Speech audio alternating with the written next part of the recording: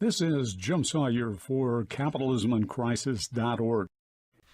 As Adam rises to speak at great truthiness, he studies the curious figure in the back row who tailed them from Starbucks and concludes definitively it is the zombie incarnation of 18th century utility theorist Jeremy Bentham. Then suddenly the first economist freezes. Out of fear, Bentham may humiliate him in front of politically conservative students for switching sides in the culture wars. So he does a gallant-appearing pivot, motioning the truthiness student next to Joan to stand in for him at the podium. Next, she rises to address her fellow class members. "Well," says the student, "this is an unexpected challenge, but I'll try to make it meaningful by describing why my father loathes the memory of J.M. Keynes. You see," she says, "Father is a true believer in personal righteousness, great truthiness style. He's on God's errand, he supposes, and we're very close to end times, when unrighteousness will end. Thus he fears, hates anyone who gets in his way as he exercises his self-proclaimed First Amendment right to worship as he chooses. That's where J.M. Keynes comes in. Father believes government-led macroeconomic policy subjugates belief and church to state, to an oft-hated federal government.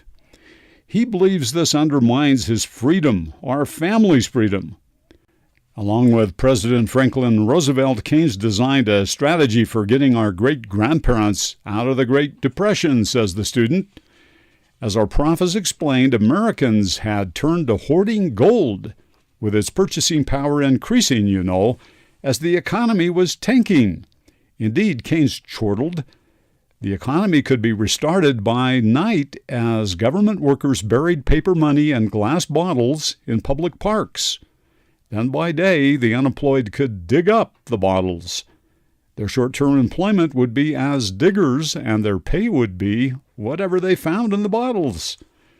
When they spent it, Keynes continued, aggregate demand would grow, and down the line expansion also of jobs, income, and whatever for others. The whole temporary enterprise, of course, would be government-fueled through public borrowing. So let's talk more about Father's preferences, or hang-ups, if you will. These are some of the things Father loathes. First, says the student, Keynesian economic strategies can lead to government deficits that fuel growth of public debt. The money buried in the hypothetical bottles must be paid for somehow, Father agonizes. Now the federal government is in debt about $60,000 for each of its 300-plus million citizens. Second, Father believes Keynesianism frustrates God's plan for perceived auto-correction of the so-called free market. Thus, he argues, government becomes the 500-pound gorilla in the so-called economy room as everyone bows to the influence of its profoundly heaviest spender. Eventually, natural market forces become overwhelmed, says Father, and these are not economic forces only, but God's economic forces, indeed God's plan for the proper way humans are to engage commerce. Therefore, the proper way to handle recession in God's plan is not government intervention, but waiting patiently for auto-healing to occur. Third, Papa believes the drone should not eat the bread God has provided only for the worker. What he means by drone is this: Keynesianism is morally corrupt, in his view, because it allows those who have not earned their keep to coexist with those who have, who provide value for their employers, an honest day's work for an honest day's pay.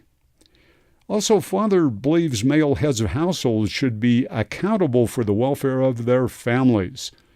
Under Keynes and Roosevelt, men who choose not to toil in support of wife and children should be outed, in Father's view, as pigs feeding at the trough, who through leniency by Democrats have been able to get a pass, allowing them to remain in so-called polite society. Well, that's about it, says the student as she returns to sit beside Joan, who is now standing. Next, Joan takes the podium, but only briefly. What you just heard, she says, is much more powerful than anything I could tell you. So I'll leave it for your class to sort this out with your instructor. I will add, however, she says crustily, if you believe all the stuff you just heard, then you're a bunch of chuckleheads. Whatever. Joan also touches on something Keynes called the fallacy of saving, one illustration of why macroeconomics is necessary for the government to countermand sometimes devastating irrational behavior by individuals and households. In the Great Depression, she says, each household tried to save more to stave off economic calamity. When they did, however, as each spent less in order to save more, demand shrank, massive numbers of jobs disappeared, and in the aggregate, national saving, rather than expanding, tanked. Keynesian intervention, Robinson asserts, is what restored economic normalcy, and with it, healthy saving. Finally, says Joan with an air of haughtiness, the self-regulating market is a myth associated with Isaac Newton. Further, order need not and should not be assumed as the economy's normal state. Physicists reformed their thinking about the orderly way the physical world was perceived to work a century ago, with Albert Einstein at the helm. Not so tragically for economists, however. Case closed. Joan's voice reverberates as she exits with some aloofness, with Adam Smith following behind. Once again, however, Adam notices they are being tailed by the fellow on the back row, the one wearing knee-length pants and an old-fashioned hat with a huge wide brim. To be continued up the road at great saltiness. Stay tuned.